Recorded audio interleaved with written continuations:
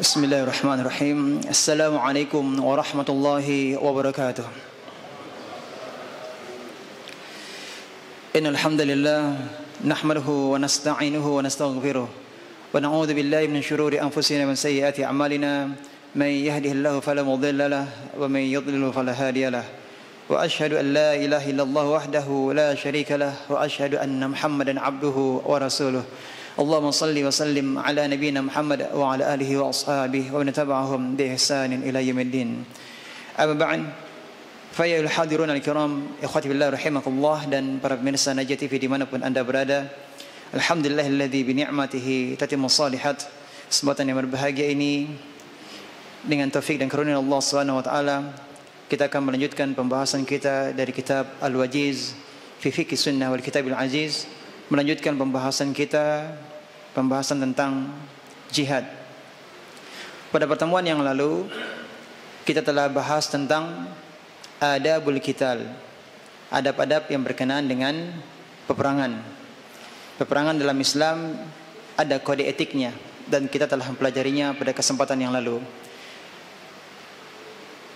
Selanjutnya yang menjadi pembahasan kita adalah alaman yajibul jihad.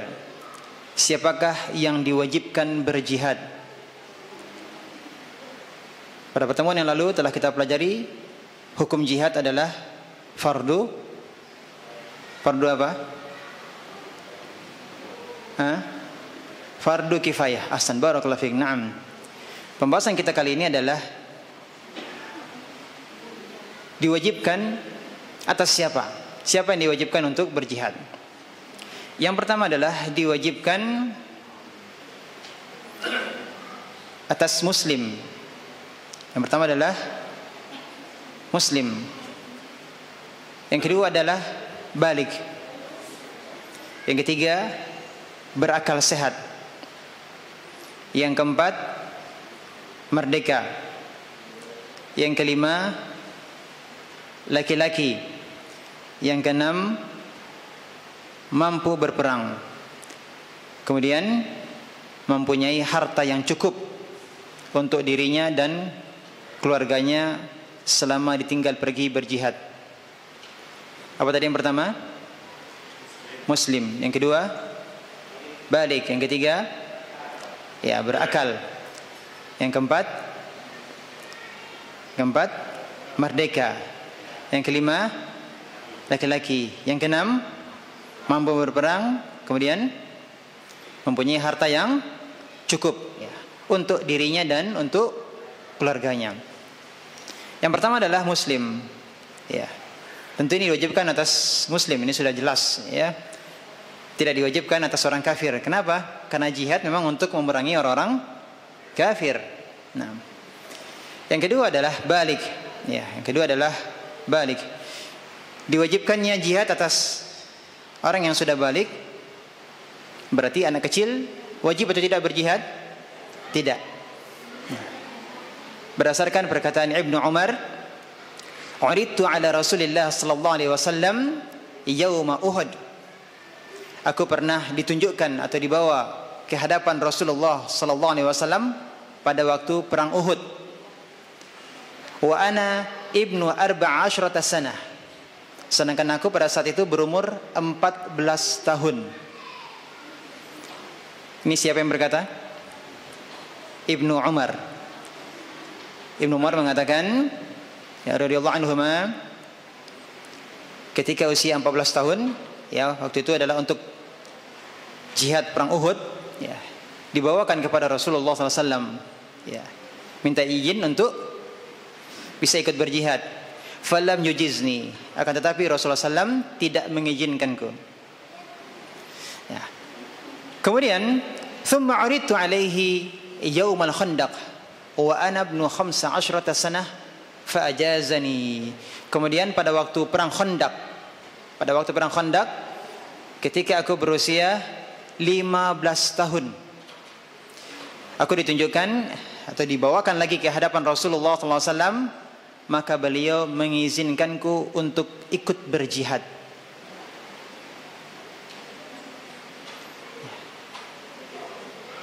Maka dari sini juga Sebenarnya yang pernah kita pelajari, di antara tanda seseorang itu telah balik, ya, ada tanda-tanda, ya, balik, mimpi basah, ya, haid, tumbuhnya rambut di sekitar kemaluan. Kalau ini semuanya belum ada,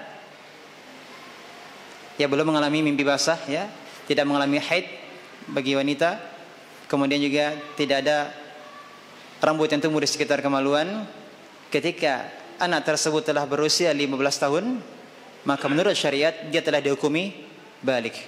15 tahun. Nah,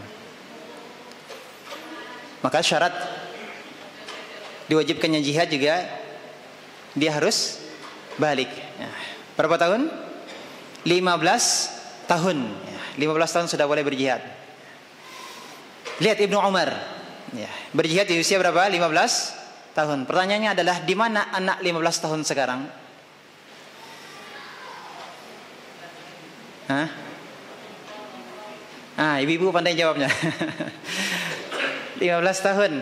Setara dengan kelas berapa sekarang 15 tahun? Tamat SMP, ya? Kelas 1 SMA? SMP? Kelas 3 SMP? Kelas 3 SMP. Ya.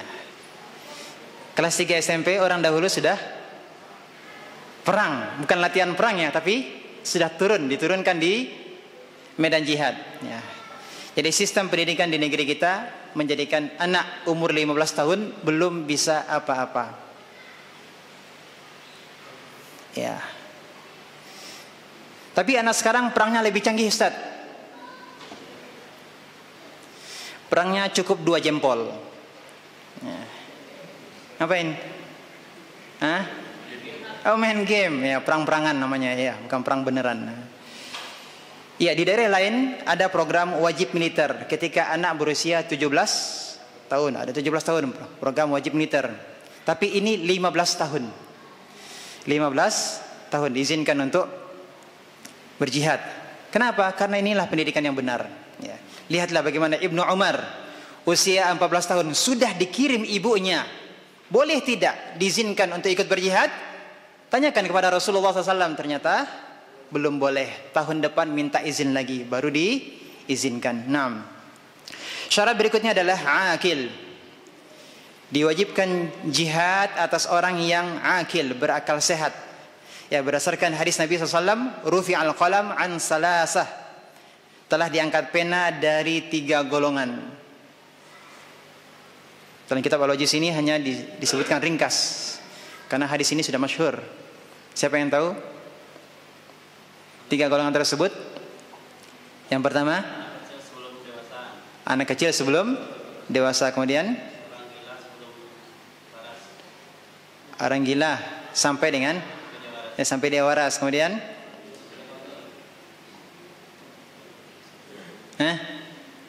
satu lagi, pingsan sampai sadar. Itu sama juga dengan tadi, ya, berakal tadi, ya. Ya. Yang gila sampai dia sadar tadi, ya, pingsan juga sampai sadar, ya. 6. Satu lagi. Taib Hasan. Anin naim hatta yastaqil, orang yang tidur sampai dia bangun. Jadi orang yang tidur, ya, kalau dia pukul kawannya, ya, sebelah, mati, mimpi gitu, ya, mimpi perang, ya, pukul sebelah, mati. Apakah dia dihukumi membunuh dengan sengaja? Tidak dihukumi sebagai orang yang bunuh dengan sengaja. Beda hukumnya, dan ini sudah kita bahas. 6. Kemudian wa anis sagiri hatta yakbur, anak kecil sampai dia dewasa. Wa anil majnuni hatta ya'qil, orang gila sampai dia kembali waras, atau yufiq, atau dia sadar, yang pingsan sampai dia kembali sadar. 6. Ya, jadi orang gila berakal atau sadar. 6. Berikutnya adalah laki-laki. Adapun terkait dengan diwajibkannya jihad atas laki-laki, berarti tidak wajib bagi perempuan. Berdasarkan hadis diriwayatkan oleh Aisyah radhiyallahu anha, beliau berkata, "Ya Rasulullah, hal 'ala nisa'i jihad?" Wahai Rasulullah, apakah ada jihad bagi wanita? Ada jihad atau tidak bagi wanita? Ada jihad atau tidak? Jihad. La qitala fih. Jihadnya ada, tapi jihad yang bukan bentuk peperangan. Ya. Jihad yang tidak ada peperangan di dalamnya. Apa itu? Al-hajju wal umrah. Haji dan umrah. Ibadah haji dan umrah. Maka dengan demikian, jihad dalam bentuk peperangan di medan perang tidak wajib bagi wanita. Ya. Inilah indahnya Islam. Ya. Ya, Islam membedakan antara laki-laki dan perempuan. Namun urusan amal pahala sama. Namun ada kewajiban-kewajiban yang tidak diwajibkan kepada perempuan. Kenapa? Ada kewajiban-kewajiban yang tidak diwajibkan kepada perempuan. Kenapa? Ia tanyakan kepada aktivis wanita, bagaimana kalau mereka melihat ada wanita yang jadi kuli bangunan, ya, mikul kayu. Apa kata mereka? Tentu kasihan. Ya, mana suaminya? Ya. Wanita berjihad, ya, tidak ada pertempuran. yakni umroh dan haji adalah jihad bagi wanita. Kemudian terkait dengan tidak diwajibkannya jihad atas orang yang sakit dan orang yang tidak memiliki perbekalan, berdasarkan firman Allah Subhanahu wa taala, silakan lihat surat At-Taubah ayat 91. At-Taubah ayat 91, "Laisa 'alad du'afa wala 'alal marda wala 'alal ladzina la yajiduna ma yunfiqun haraj idza nasahu lillahi wa rasulih." Tidak ada dosa dikarenakan tidak pergi berjihad bagi orang-orang yang lemah, ad-du'afa, orang-orang yang lemah. Dan juga tidak ada dosa bagi yang tidak bisa berjihad atas orang-orang yang sakit, al-marda, orang-orang yang sakit. Dan atas orang-orang yang tidak memperoleh apa yang akan mereka nafkahkan. Ya. Apabila mereka bersikap ikhlas kepada Allah dan Rasulnya. Bekal yang dimaksud adalah bekal untuk dirinya dan keluarganya yang tinggal, kecuali jika pemerintah yang menyediakan perbekalan jihad. Ya, berarti dia tetap harus berjihad karena sudah disediakan oleh pemerintah. Jadi tidak diperkenankan berjihad namun menelantarkan keluarga. Jihad fardu kifayah. Sedangkan menafkahi keluarga atau orang yang berada di bawah tanggungannya, hukumnya apa? Fardu ain. Ya, hukumnya fardu ain. Sedangkan jihad hukumnya adalah fardu kifayah. Menafkahi keluarga atau orang yang berada di bawah tanggungannya hukumnya adalah fardu ain. Jadi jangan sampai dia telah berjihad, kemudian pulang dari medan perang, menang membawa harta, namun keluarga mati kelaparan. Na'udzubillah.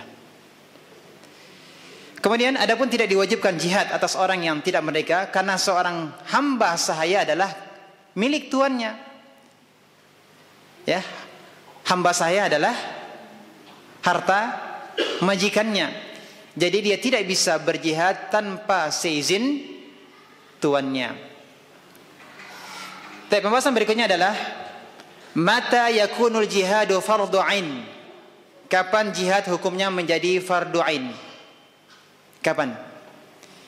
Jadi jihad itu hukumnya tadi kita sebutkan hukumnya adalah fardu kifayah. Kalau sudah ada yang mengerjakan, maka yang lain tidak berdosa jika tidak mengerjakannya. Ya, contohnya seperti memandikan jenazah, ya, menyelatkan dan menguburkannya, ini fardu kifayah. Tapi jihad bisa menjadi fardu ain. Kapan? Akan kita bacakan. Jihad tidak akan menjadi fardu ain hukumnya kecuali dalam 3 keadaan. Yang pertama adalah jika seorang mukallaf. Mukallaf berarti orang yang dibebani syariat. Ya, mukallaf berarti dia balik, akil, ya, telah berada dalam barisan pasukan di medan perang. Dia sudah berada di medan perang. Allah SWT firman dalam surat Al-Anfal ayat 45. Al-Anfal ayat 45, ya ayyuhalladzina amanu idza laqitum fi'atan fathbutu. Hai orang-orang yang beriman, apabila kamu telah bertemu dengan musuh, fathbutu, maka berteguh hatilah kamu. Fathbutu, berteguh hatilah kamu. Apa maksudnya? Berteguh hati artinya tetap di situ, tidak boleh kabur. Kenapa? Karena dia sudah berada di medan perang, sudah berhadapan dengan musuh. Tidak boleh dia kabur dari medan perang. Dan Allah SWT berfirman, ya ayyuhalladzina amanu idza laqitumul ladzina kafaru zahfa falatuwalluhumul adbar. Hai orang-orang yang beriman, apabila kamu bertemu orang-orang kafir yang menyerangmu, maka janganlah kamu membelakangi mereka.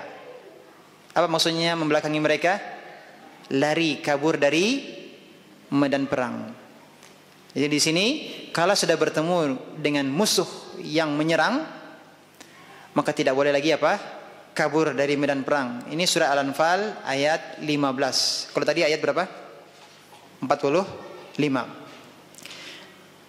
Maka yang melarikan diri dari medan perang padahal dia sudah berada di medan perang berhadapan dengan musuh, berarti dia melakukan dosa besar. Yang melarikan diri dari medan perang berarti dia melakukan dosa besar.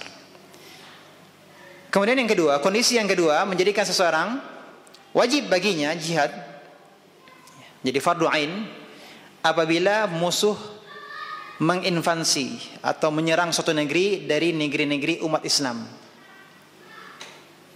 Kalau musuh menyerang suatu negeri dari negeri-negeri umat Islam, maka bagi penduduk negeri tersebut wajib berperang membela negerinya. Ya. Contoh, ya, musuh menyerang kota Padang. Ya. Maka penduduk Padang wajib bagi mereka untuk menghadapi musuh. Tidak boleh meninggalkan negeri tempat tinggalnya. Kenapa? Sudah menjadi hukumnya fardu ain, bukan fardu kifayah lagi. Sudah menjadi apa? Fardu ain. Kondisi yang ketiga, apabila orang mukallaf ya ditunjuk oleh penguasa muslimin untuk berjihad. Berarti dia ditunjuk oleh pemimpin kaum muslimin untuk berjihad, maka wajib baginya untuk berjihad. Sebagaimana sabda Rasulullah SAW, la hijrata ba'dal fathi walakin jihadun wa niyyah wa idza stunfirtum fanfiru. Tidak ada hijrah dari kota Makkah pasca penaklukan kota Makkah.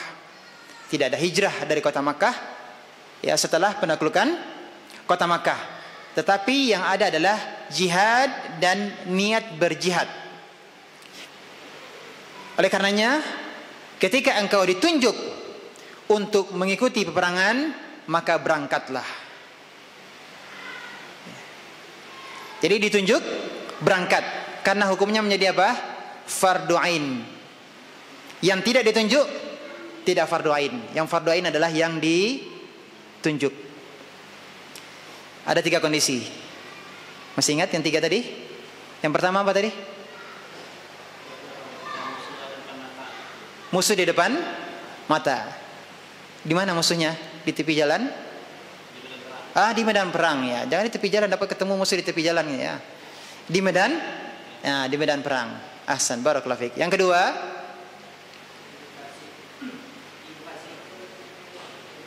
invasi apa? Musuh menginvasi suatu negeri dari negeri kaum muslimin. Naam.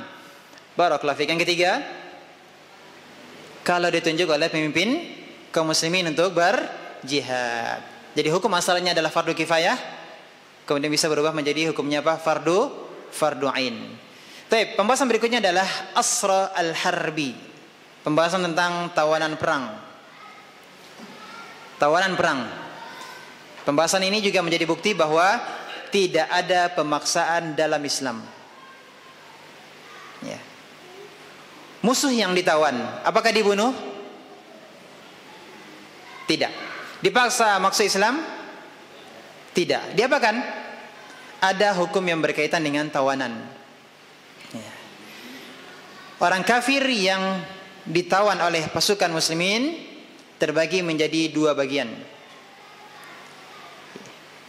Orang kafir yang menjadi tawanan kaum muslimin menjadi dua bagian. Kelompok yang pertama adalah kelompok yang langsung menjadi budak karena tawanan. Ya, dia tertawan ya, langsung menjadi budak. Siapa mereka? Para wanita dan anak-anak.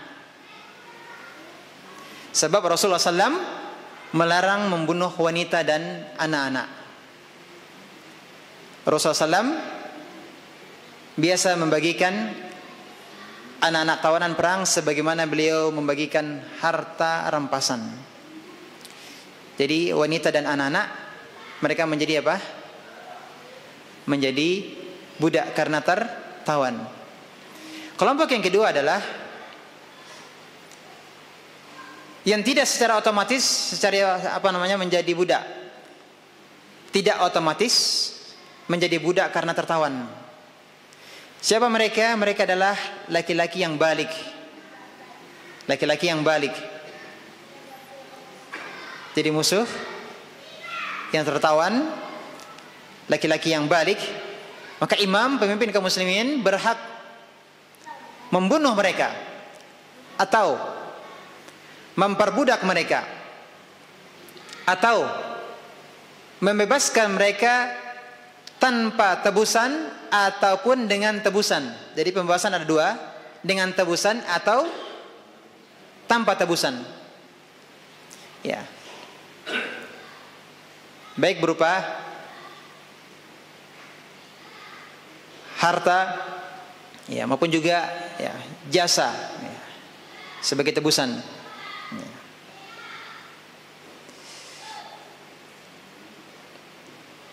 Imam berhak memilih apa yang dapat mendatangkan kemaslahatan ya. Apa yang bermaslahat. Jadi ini diserahkan, hukumnya diserahkan kepada pemimpin kaum muslimin. Apa hukumnya? Bagi musuh yang tertangkap, yang tertawan dari kalangan laki-laki yang balik. Subhanallah SWT berfirman surah Al-Anfal ayat 67. Maka nali nabiyyin ayyakuna lahu asra hatta yuthkhina fil ard. Tidak patut bagi seorang nabi mempunyai tawanan sebelum dia dapat melumpuhkan musuhnya di muka bumi. Jadi ini dalil bolehnya memiliki tawanan perang setelah melumpuhkan musuh. Ya. Tidak patut bagi seorang nabi mempunyai tawanan sebelum dia dapat melumpuhkan musuhnya.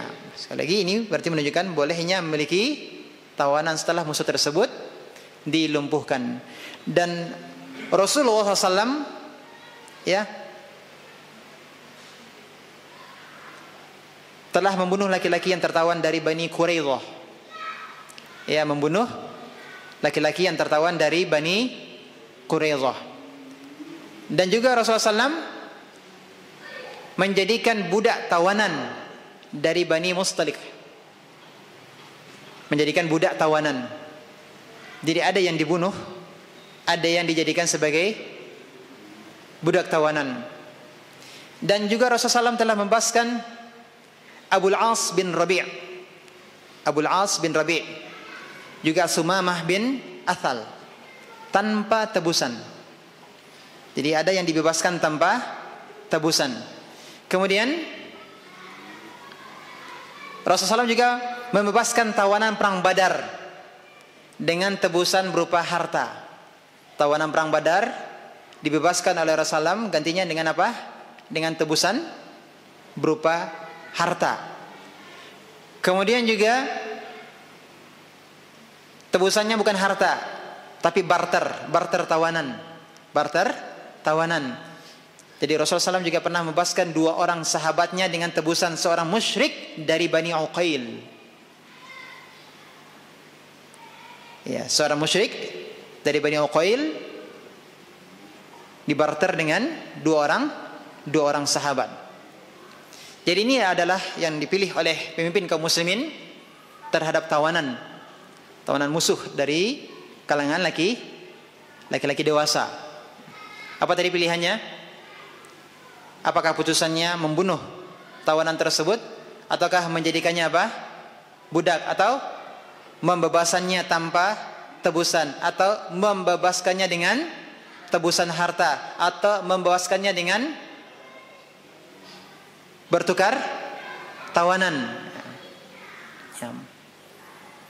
Taib. Kemudian Allah SWT berfirman, فَإِذَا لَكِيتُمُ الَّذِينَ كَفَرُوا فَضَرْبَ الرِّقَابِ. Apabila kamu bertemu dengan orang-orang kafir, di mana? Di medan perang, maka tebaslah batang leher mereka. فَضَرْبَ الرِّقَابِ. Tebaslah batang leher mereka. Ini bertemu dengan orang-orang kafir di medan perang, bukan di pinggir jalan. Hatta idza adkhantumuhum fashuddul wathaqa. Sehingga apabila kamu telah mengalahkan mereka, maka tawanlah mereka. Jadi tawanlah mereka. Yang pertama tadi berbariqab, berarti dibunuh. Yang kedua ditawan. Fa imma mannan ba'd wa imma fida'a. Dan sesudah itu kamu boleh membebaskan mereka atau menerima tebusan.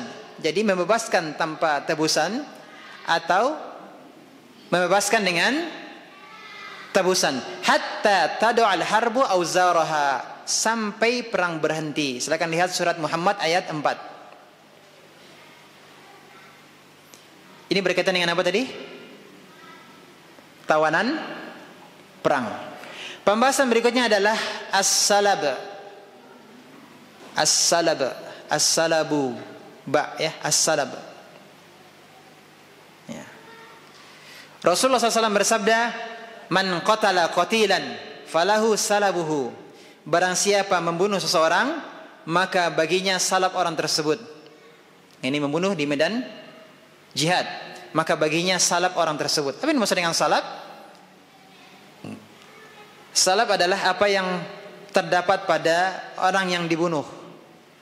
Apa-apa yang terdapat pada musuh yang dibunuh, baik berupa pakaian, ya, pakaian perangnya, perhiasan, senjatanya. Demikian juga dengan hewan tunggangannya yang digunakannya untuk berperang. Jadi harta-harta milik musuh yang dibunuh, ya. Apakah pakaian perangnya, ya, aksesoris perangnya, senjatanya, termasuk juga apa? Hewan tunggangan yang digunakan untuk berperang. Ini disebut dengan apa? As-salab. Kemudian pembahasan berikutnya adalah ghanimah. Setelah itu ghanimah, yakni harta rampasan perang, dibagikan. Di antara ghanimah itu tadi adalah apa namanya? As-salab, ya. Ghanimah dibagikan 4/5 bagian. 4/5 berarti ada 5 bagian, ya. 4/5 bagian untuk orang-orang yang berperang. Dengan perincian 4/5 tadi, untuk pejalan kaki, pasukan pejalan kaki 1 bagian, dan untuk pasukan berkuda 3 bagian.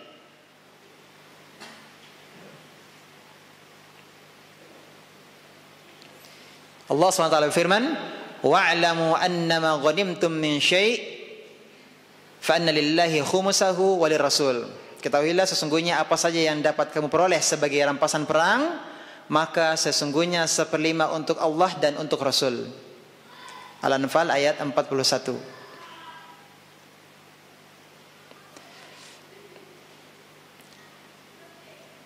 Jadi 1/5-nya untuk siapa? Untuk Allah dan Rasul. Untuk Allah dan Rasul 1/5. Jadi 5 bagian. Ghanimah itu dibagi menjadi 5 bagian. 1/5-nya adalah untuk Allah dan Rasulnya. 4/5 bagiannya dibagikan untuk siapa? Untuk yang ikut serta dalam berperang. Dari Ibnu Umar radhiyallahu anhu, ya, dia berkata, "Ara'aitu al-maghanima tujazza 5 ajza'." thumma yushamu 'alaiha fama kana li Rasulillah sallallahu alaihi wasallam fahuwa lahu yatakhayyar. Kana li Rasulillah sallallahu alaihi wasallam fahuwa lahu yatakhayyar.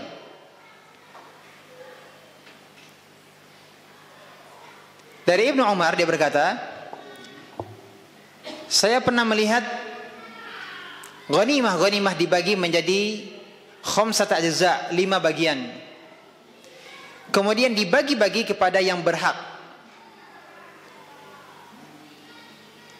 Kana li Rasulillah sallallahu alaihi wasallam fahuwa lahu yatakhayyar. Adapun bagian yang menjadi milik Rasulullah sallallahu alaihi wasallam, beliau memilih sendiri. Dari asar dari Ibnu Umar ini menunjukkan bahwa ghanimah itu dibagi menjadi berapa bagian? 5 bagian.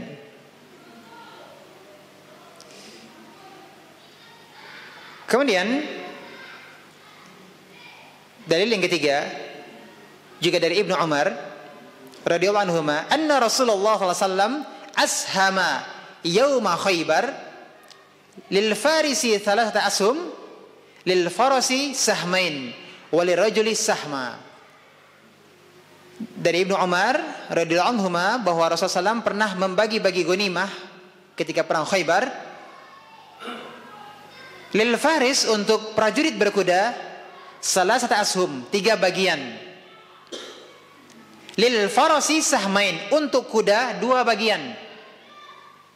Walil rajuli sahma, dan untuk orang laki-laki 1 bagian. Maksudnya apa? Ibnu Umar pernah melihat bahwa Rasulullah SAW membagikan ghanimah pada perang Khaybar untuk prajurit berkuda 3 bagian. 3 bagian.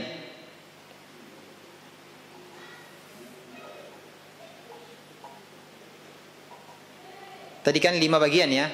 1/5 untuk Allah dan Rasulnya. Berarti sisa 4/5. Yang 1/5-nya lagi untuk pasukan pejalan kaki. Yang 3/5-nya lagi untuk pasukan berkuda. Kenapa pasukan berkuda dapat 3/5? Karena yang 2/5-nya adalah untuk kudanya. Untuk penunggang kudanya 1 bagian. Jadi untuk pasukan berkuda dapat 3 bagian. 2 bagian untuk tunggangannya dan 1 bagian untuknya. Ya, jadi kita mengenal ada istilahnya pasukan pejalan kaki, apa namanya? Infanteri ya. Apa Pak? Infanteri. Kemudian pasukan berkuda kavaleri ya. Yang pejalan kaki dapat 1 bagian. Penunggang kuda juga dapat satu bagian. Tapi karena dia punya hewan tunggangan, maka ditambah untuknya berapa? 2 bagian. Maka pasukan berkuda dapat 3 bagian. Sampai sini bisa dipahami? 6. Kemudian berikutnya,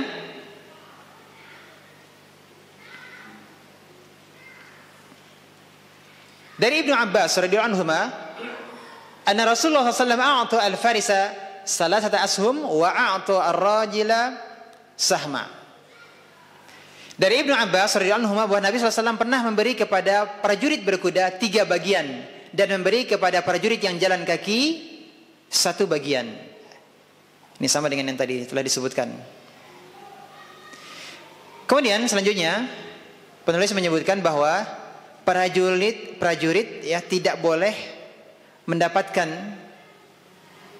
bagian rampasan perang kecuali dengan 5 persyaratan. Dengan 5 persyaratan. Yang pertama adalah Islam, balik, berakal sehat, merdeka, dan yang kelima syaratnya apa? Laki-laki. Kalau ada salah satu dari 5 syarat tersebut tidak terpenuhi, maka dia tidak mendapatkan harta rampasan perang. Tidak mendapatkan harta rampasan perang. Apa syaratnya tadi? Muslim, balik, akil, merdeka, laki-laki.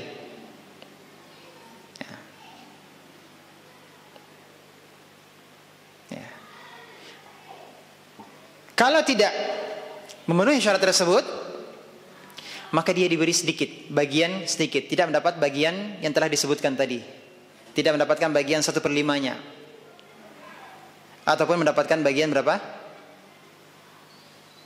3/5-nya. Dia hanya diberi sedikit saja, karena tidak terkategori orang-orang yang wajib. Jadi dia tidak masuk dari yang 5 bagian yang telah ditetapkan tadi, ya. Tapi dia masih mendapatkan harta rampasan perang, tapi bagiannya diberi sedikit, ya. Dari Umair Maula Abil Laham, mantan budak Abil Laham, dia berkata, saya pernah ikut berperang pada waktu perang Khaybar bersama majikanku. Waktu itu aku masih menjadi budak. Kemudian majikanku tersebut tidak memberikan bagian dari ghanimah kepadaku. Aku hanya diberi dari perbekalan yang paling jelek, yaitu sebilah pedang.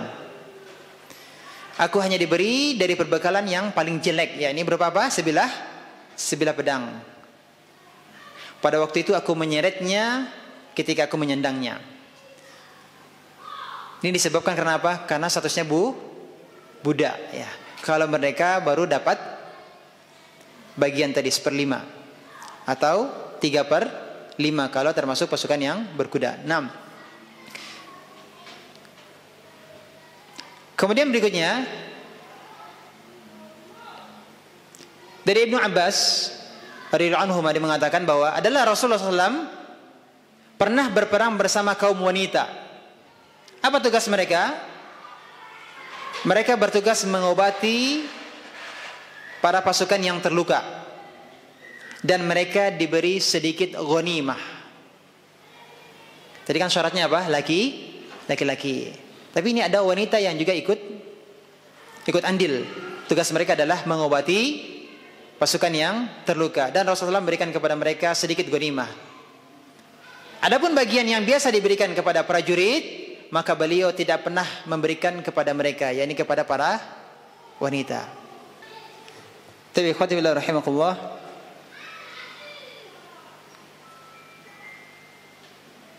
pembahasan berikutnya adalah terkait dengan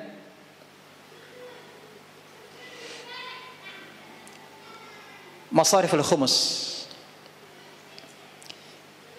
Tadi kan sudah kita bahas 1/5 itu adalah untuk Allah dan Rasulnya. Siapa yang mendapatkan bagian dari 1/5 tersebut? 1/5 bagian Allah dan Rasulnya. Dalam satu riwayat disebutkan, al-khumus mardudun alaikum. 1/5 tersebut dibagikan kembali kepada kalian. Yang 1/5 untuk Allah dan Rasulnya.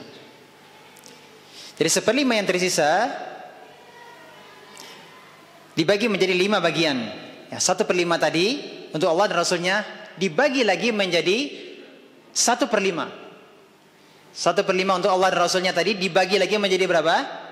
Menjadi 1/5.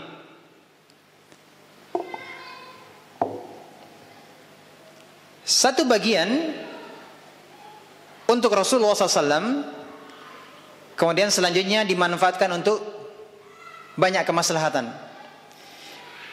Satu bagian lagi untuk kerabatnya, yakni dari Bani Hashim dan Bani Muttalib.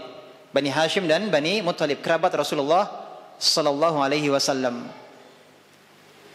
Bagian yang ketiga adalah untuk anak yatim, para anak yatim. Bagian keempat adalah untuk golongan masakin, orang-orang miskin. Dan satu bagian terakhir adalah untuk ibnu sabil.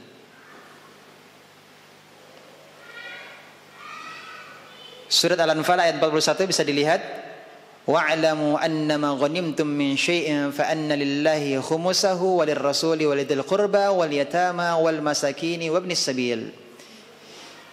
Wa'lamu, ketahuilah sesungguhnya apa saja yang dapat kamu peroleh sebagai rampasan perang, maka sesungguhnya 1/5 untuk Allah, Rasul, kerabat Rasul, anak yatim, orang-orang miskin dan ibnu sabil.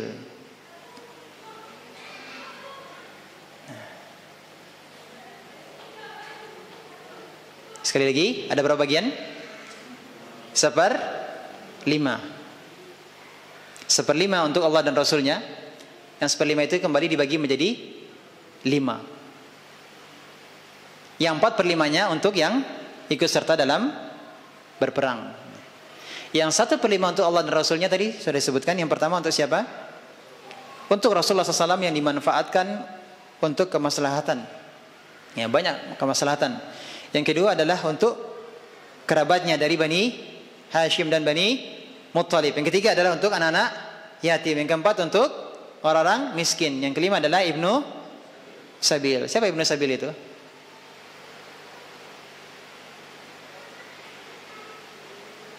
Ibnu sabil, apa artinya ibnu sabil? Ibnu artinya anak, sabil? Hah? Sabil jalan, fi sabilillah. Ibnu sabil? Hah? Ibnu anak, sabil jalan, ibnu sabil. Hah?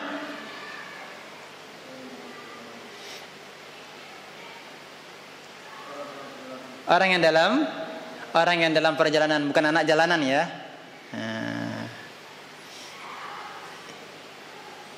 Orang yang dalam perjalanan, yakni musafir yang kehabisan perbekalan, ya. Musafir yang kehabisan perbekalan ini dikatakan atau disebut dengan apa? Ibnu sabil. Nah, pembahasan berikutnya adalah tentang al-fai'. Ta'riful fai', pengertian definisi dari al-fai', ma'khudh min qaulihim fa'a idza raja'a. Berasal dari perkataan orang-orang Arab, fa'a artinya kembali. Syar'an, menurut istilah syari'i, menurut syariat adalah ma'khudhun huwa ma ukhidha minal kuffar min ghairi qital. Apa saja yang dirampas dari kaum kafir tanpa melalui peperangan. Harta yang dirampas dari orang-orang kafir tapi tanpa peperangan. Misalnya,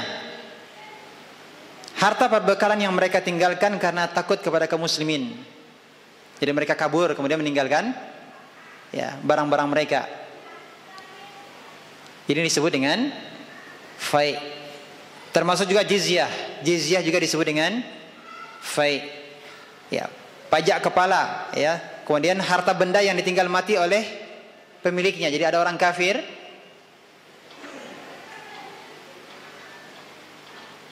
yang mendapatkan suaka keamanan di negeri kaum muslimin, kemudian dia meninggal tidak memiliki ahli waris, maka hartanya dikemanakan?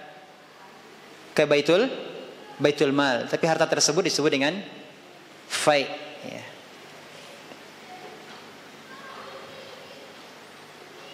Naam. Dan fai' ini semuanya adalah untuk kemaslahatan kaum muslimin, untuk kemaslahatan kaum muslimin.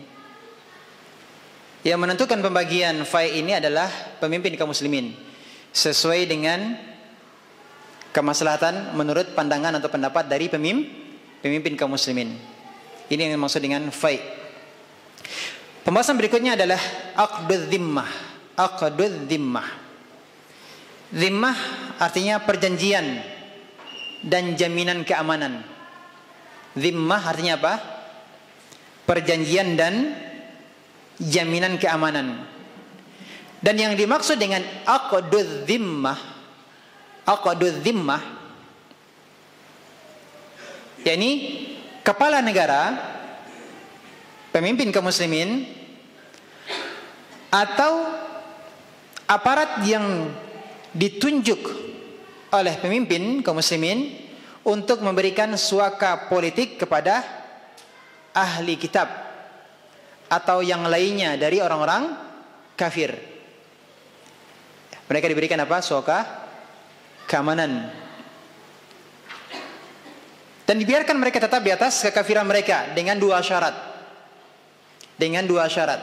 Mereka mendapatkan jaminan keamanan, dibiarkan tetap di atas kekafirannya dengan dua syarat. Syarat yang pertama, harus membayar jizyah kepada pemerintah Islam.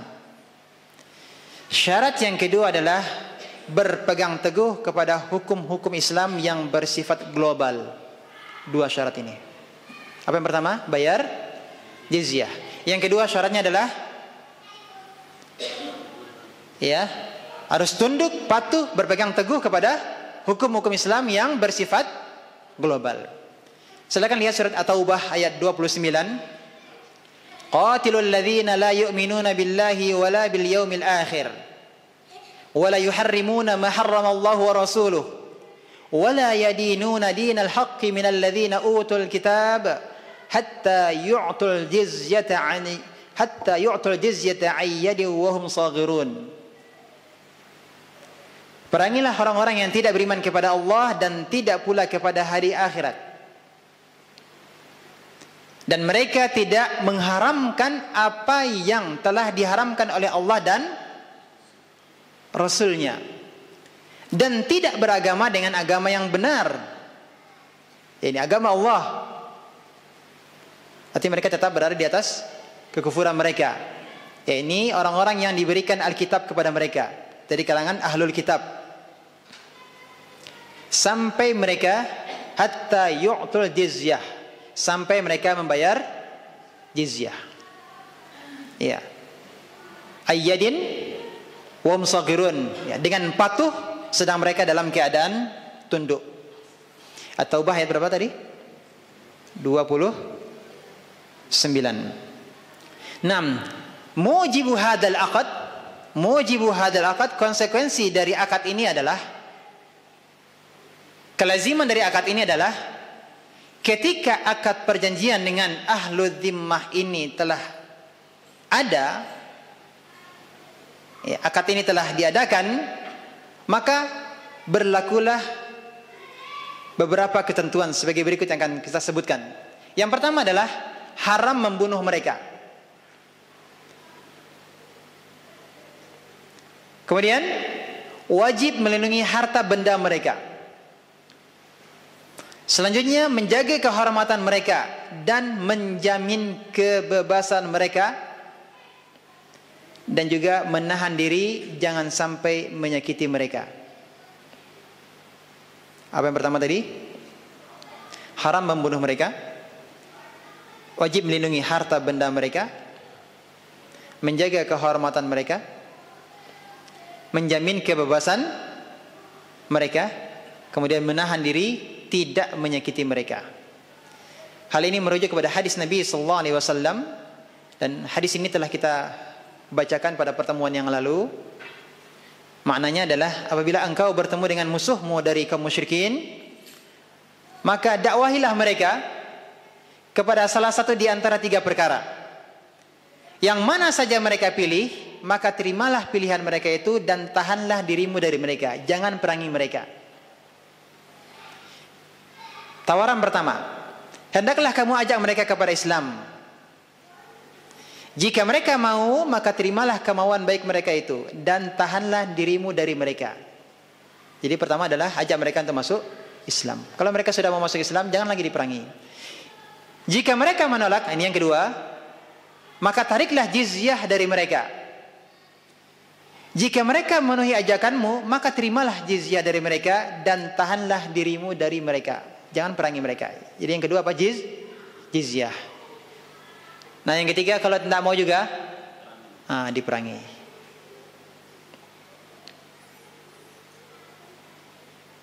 Pembahasan berikutnya adalah hukum-hukum yang berlaku pada ahlu dhimmah. Hukum-hukum yang berlaku pada ahlul dhimmah.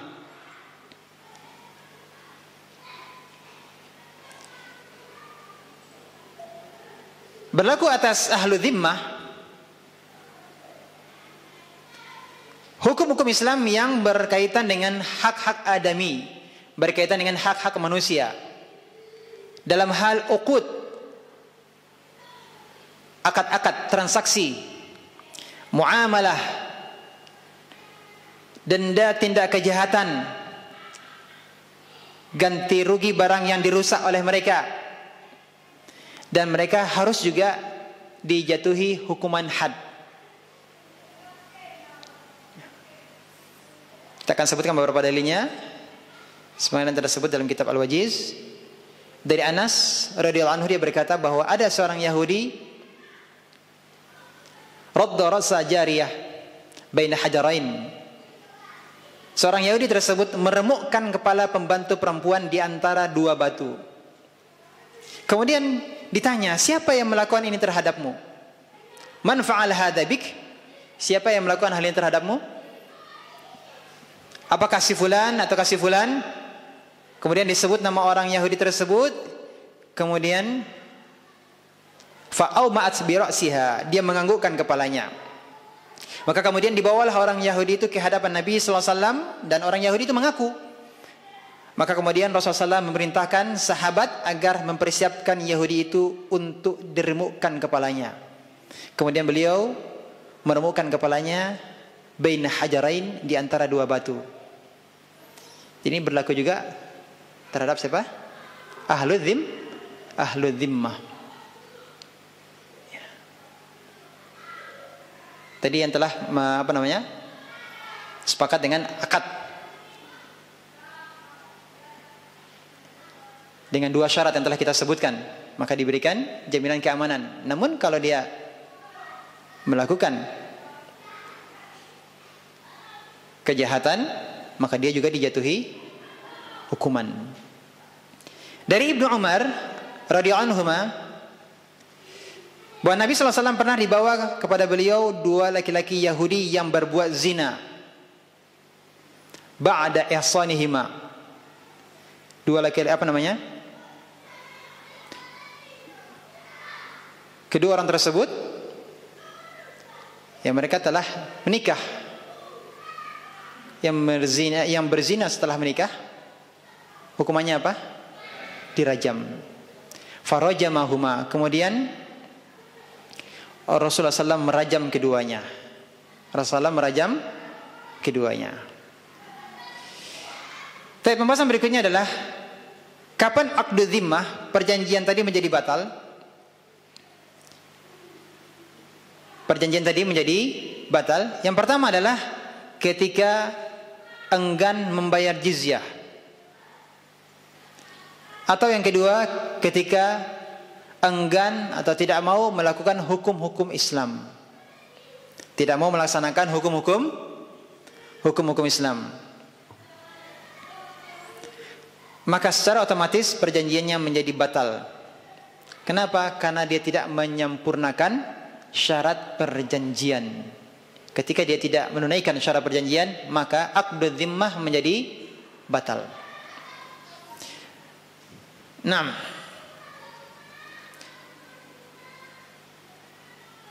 Kemudian ikhwatibillah rahimakumullah, demikian juga yang ketiga, perjanjian menjadi batal disebabkan karena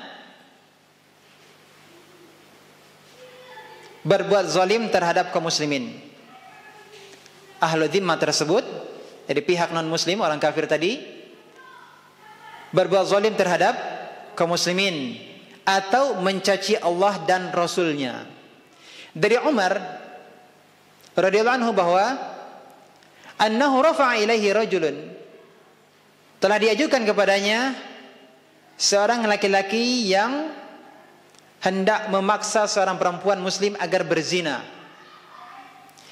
Kemudian Umar menyatakan, ma'ala hadza salahnakum, bukan atas dasar ini kami berdamai dengan kalian. Maka kemudian Umar menyuruh agar laki-laki tersebut dipersiapkan lalu disalib fi Baitul Maqdis, disalib di Baitul Maqdis. Kenapa? Karena laki-laki Yahudi tadi ya memaksa seorang perempuan muslim untuk berzina. Kemudian dari Ali radhiyallahu an, ada seorang perempuan Yahudi mencela dan mencaci Nabi sallallahu alaihi wasallam. Maka kemudian wanita Yahudi tersebut dicekik oleh seorang laki-laki sampai tewas. Kemudian Rasulullah SAW damaha. Rasulullah SAW membatalkan dendanya. Harusnya terkena dam. Harusnya terkena dam. Tidak ada kisos, tapi apa? Dam. Karena telah membunuh. Tapi Rasulullah SAW membatalkan damnya. Kenapa? Karena wanita yang dibunuh tersebut mencela, mencaci Nabi sallallahu alaihi wasallam. Nah, berikutnya adalah konsekuensi dari batalnya perjanjian.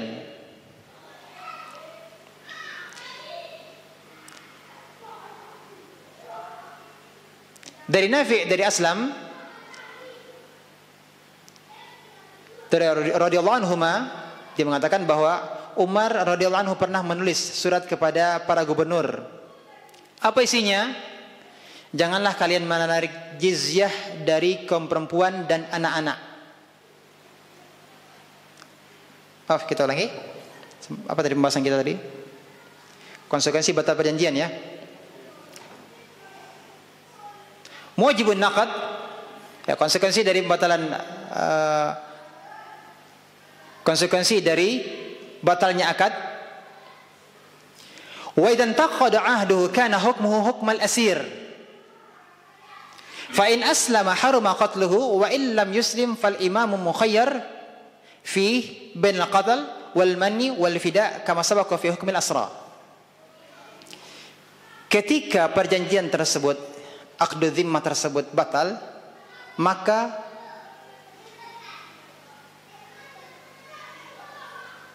hukumnya sama dengan tawanan perang.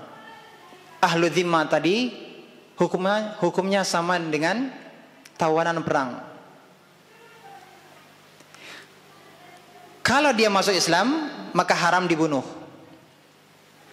Kalau dia tidak masuk Islam, maka imam, pemimpin kaum muslimin, kepala negara berhak memilih antara membunuh, membebaskan, atau menerima tebusan.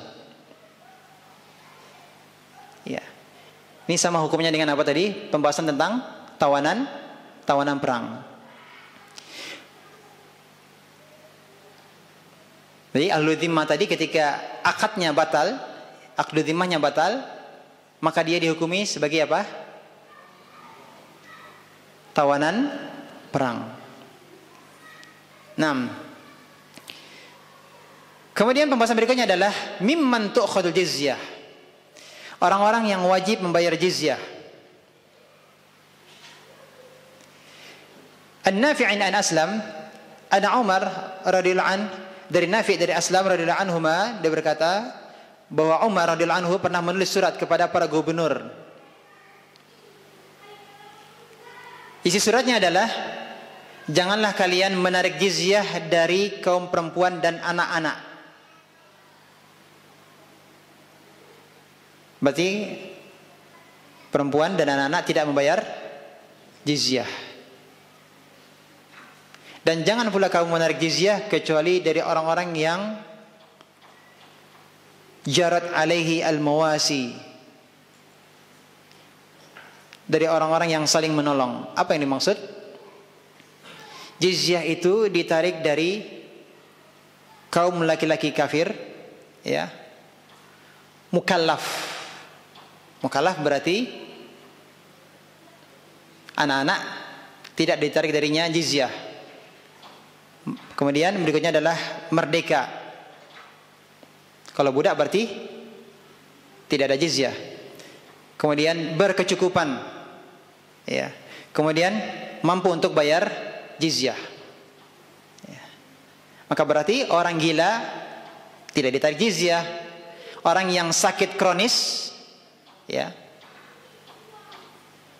laki-laki dewasa dari orang kafir, tapi dia sakit kronis, dan laki-laki yang lanjut usia,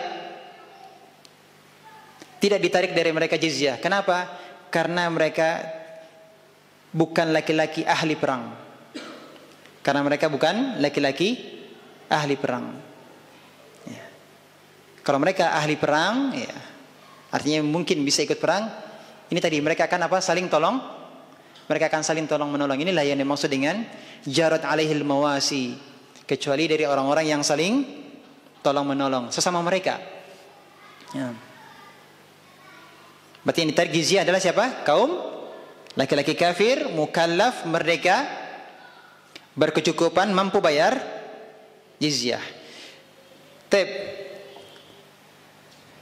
Pembahasan terakhir, qadruha, kadar jizyah. Dari Mu'adz bahwa Nabi SAW ketika mengutus Mu'adz ke Yaman, Mu'adz diperintahkan untuk menarik 1 dinar atau yang semisalnya dari baju besi dari setiap orang yang sudah balik. Berarti berapa kadar jizyahnya? Dinaron, 1 dinar. 1 dinar itu berapa? Berapa gram emas?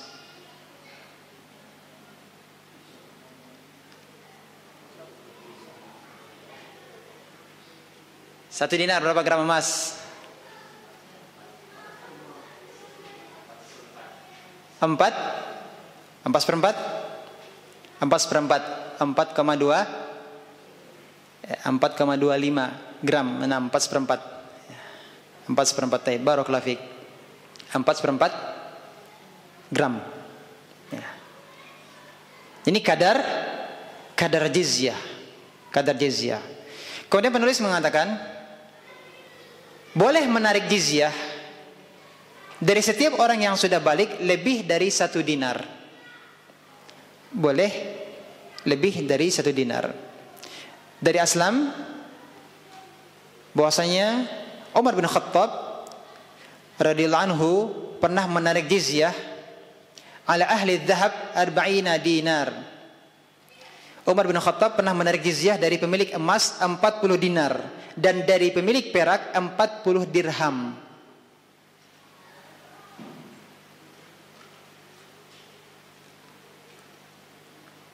Berarti ini kembali juga kepada pemimpin. Boleh 1 dinar. Dalam hal ini kita melihat Umar bin Khattab menetapkan bagi yang memiliki emas 40 dinar, yang punya perak 40 dinar, dan yang punya perak 40 dirham. Naam. Kemudian pembahasan terakhirnya adalah seorang pemimpin hendaklah memperhatikan kondisi sosial ekonomi masyarakatnya. Memperhatikan kondisi sosial masyarakatnya. Ini terkait dengan apa? Besaran jizyah yang akan ditarik. Besaran jizyah yang akan ditarik. 6. Disebutkan diriwayatkan dari Ibnu Abi Nujaih, aku berkata kepada Mujahid, mengapa penduduk Syam dikenakan jizyah 4 dinar, sedangkan penduduk Yaman hanya 1 dinar. Jadi penduduk Syam dikenakan 4 dinar. Adapun penduduk Yaman berapa? 1 dinar. Maka jawabnya, ketentuan ini ditetapkan ju'ila dzalika min kibalil yasar. Ya. Kebijakan ini ditetapkan sebelum kondisi ekonomi mereka meningkat. Maka dengan demikian ini dikembalikan kepada pemimpin kaum muslimin, berapa besaran jizyahnya. Berapa besaran jizyahnya? Bisa 1 dinar, bisa lebih. Nah, bisa juga berbeda-beda. Tergantung apa juga tadi, melihat kondisi ekonomi masyarakat. Nah, yang jelas itu semuanya adalah dikembalikan juga semuanya adalah untuk kepentingan masyarakat. Nah, juga untuk maslahat umum. Selesai pembahasan kita berkaitan dengan jihad. Alhamdulillahirabbil alamin. Mudah-mudahan dapat dipahami dengan baik. Kita tutup dengan kafaratul majlis. Subhanakallahumma wa bihamdika asyhadu an la ilaha illa anta astaghfiruka wa atubu ilaik. Wassallallahu ala Muhammadin wa ala alihi wasallam. Alhamdulillahirabbil alamin. Wassalamu alaikum warahmatullahi wabarakatuh.